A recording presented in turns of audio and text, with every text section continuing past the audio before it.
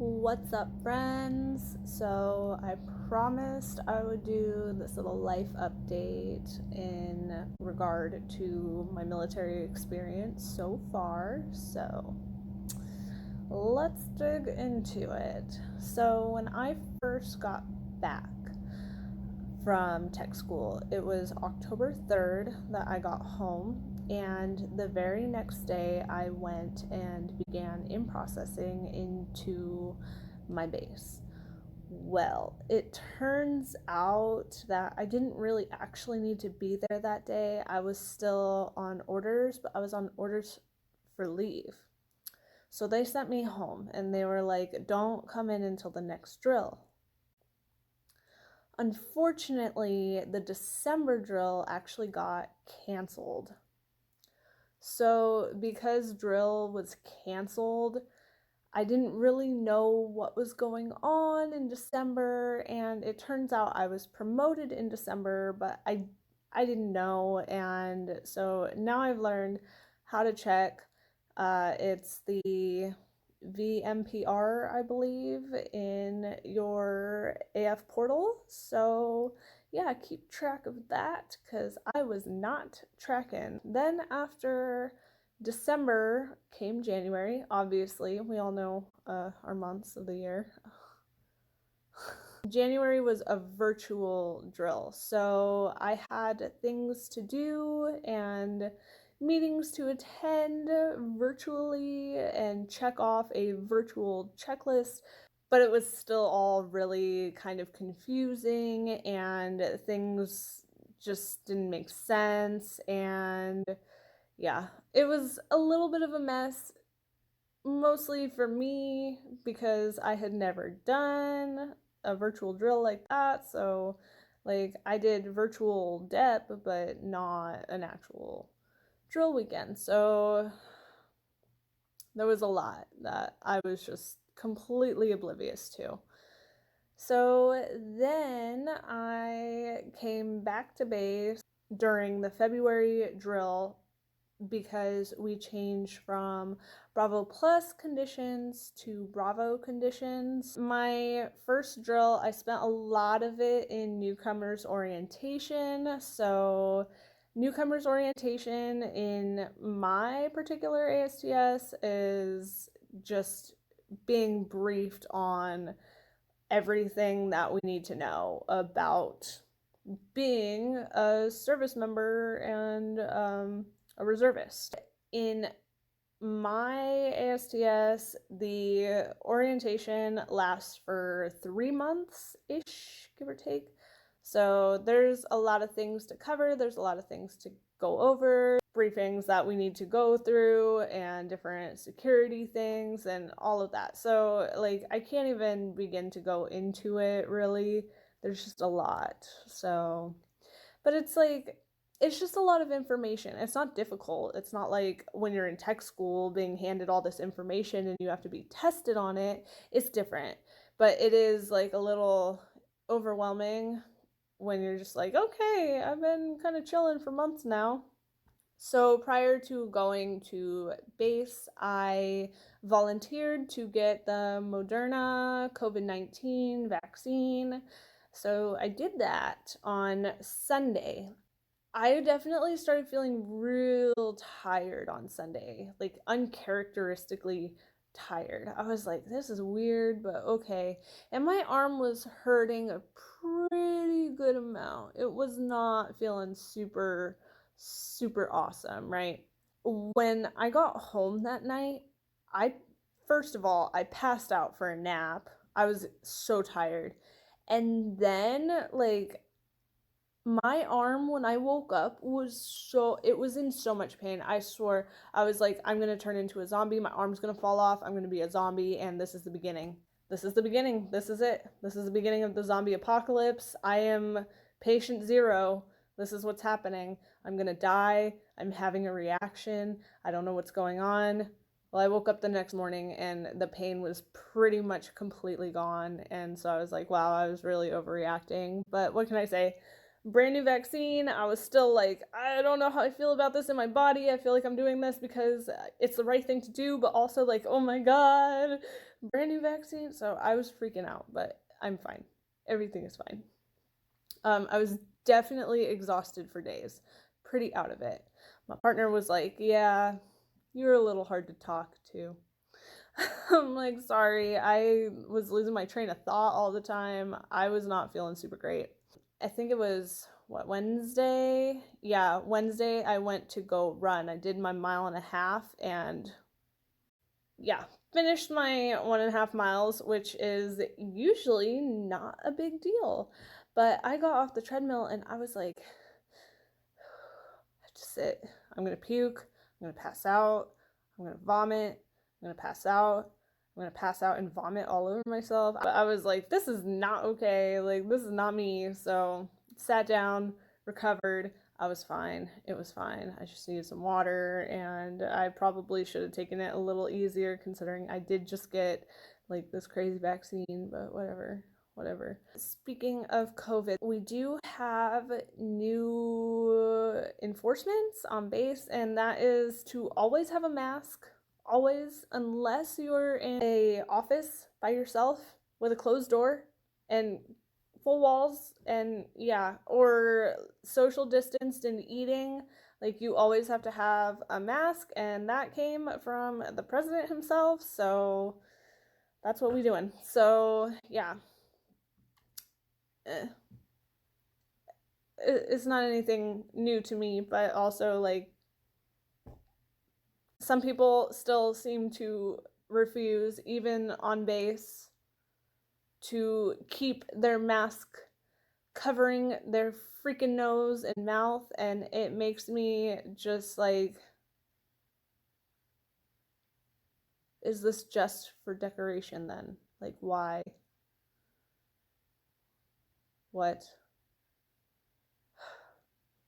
What can you do? This drill taught me a little bit about my IMR and staying deployment ready. So I am completely in the red. I need my dental, I need my flu, I need like everything. So yeah. So in the process of getting all that done between this past drill and the next one. So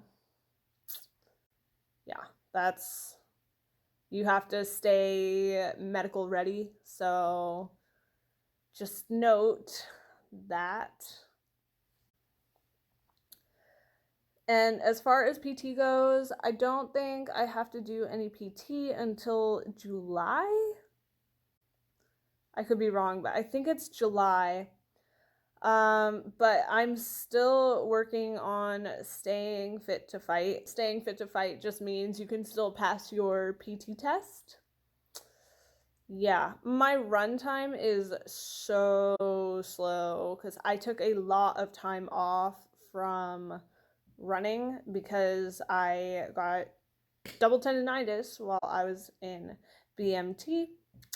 So, yeah, took so much time off of running. I was still working out, but being pretty safe on my knees, and now I'm getting back into running. So I think my run time the other day was like 14 minutes and 15 seconds or something, which isn't freaking not passing, but it's definitely not 90. So yeah, we working on that. Definitely. That's important to me because I don't want to take the PT test 2 times in a year. We also got incredible news. We have new hair guidelines. So these hair guidelines are actually more relaxed. We are allowed to wear 2 braids, 1 braid, or 1 ponytail as long as it comes to basically your shoulder blades ish. Like, it can't be too long. I'll post a picture right here. So yeah, really excited about that. Gonna figure out how to style my long freaking hair so that I can actually wear ponies, because those buns those buns gave me a LOC during tech school. That's all I'm gonna say about that. Buns too tight. That's super great because, first of all, having these more relaxed hairstyles allows more women of different demographics to do their hair in ways that actually like accepts their nationality, you know? And also prevents all of us from losing our hair, because hair loss is like the biggest thing, especially when you got all that wet hair and then you slick it all back and it's all tight and glued to your head. It's no joke. I'm telling you, those bun headaches, they are for real. And especially like in BMT, when you got that wet hair and then you just got to do your bun real quick. Oh my lordy, this is great. So on top of just like the things I'm learning in drill, I got my tuition assistance rolling and I am in school now. So I am really enjoying being a student again. It has been since 2014, the beginning of 2014, that I was a student. And in fact, I dropped out of college. So yeah, it's been really awesome. I'm really excited. I feel really good, and I feel like I'm doing something that I am both passionate about, but also something that is like potentially going to help other people. So I really love being in the Air Force because of the way that it has changed my life in quite a few ways, from being a student again, which is really important to me, um, all the way to just the way that it has affected my personality in a positive way. I feel like I can handle stress better. I feel like I roll with the punches a little better because when you're in the military, you don't really know what's going on half the time. You just shut up and color, you know? And that's how you're supposed to be. And you're supposed to be okay with the things coming up or this happening or that happening. That's how you are supposed to be as military personnel. So I feel like it has definitely helped me become a more like, I don't want to say I was unstable before, but I definitely cried more. I mean, I'm more stable as far as just like not crying all the time. I did cry a lot. I get real emotional about stuff, and now I'm more just like, all right, we're gonna deal with this. There was a trade-off though. Like I got more like emotional stability, but as far as like financial stability, I mean, there was a trade-off. But I'm in school again, so I literally cannot complain. I cannot complain. Like I'm doing so great right now. So yeah. Additionally, now I'm doing CDCs, so I'm working on my level 5. Currently, I am a 4A031. I'm working on my CDC so I can become a 4A051. If you're gonna ship out to BMT, you're gonna learn all about that and what that means to you. So I'll save that for your instructors to tell you. But yeah, CDCs, there are 4 volumes that I am going through right now, and they're like 200 pages long a piece, and then we have to take a test on all 4 of those volumes. So like in tech school where you get, a portion of that volume that you take a test on once a week. Oh no, no, no. It's a lot. It's a lot of information. I'm definitely trying to stay on top of that, but also like, not get behind on my other assignments and things that I need to do for school.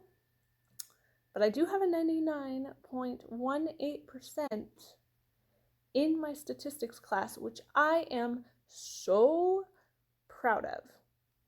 So proud. So, anyways, I think that's really all I have to share about my life update. Just know that if you are becoming a reservist, Everything that active duty people do in, a month, you're squishing down into 2 days. So yeah, it's a lot to do. You have to make sure that you're staying up to date. You have to stay up to date with everything, including the work that needs to be done wherever you are. So I'm in medical records. I was working on things that probably should have been done a hot minute ago. But that's the problem, is that you only got 2 days a month to do these things, and I am brand new, so obviously I am picking up where somebody else left off. So anyways, that is all that I have to share right now. So find me in my next video, and I will continue to keep you updated about my journey and things that I learn along the way. And I hope you found this at least a little interesting, if not helpful.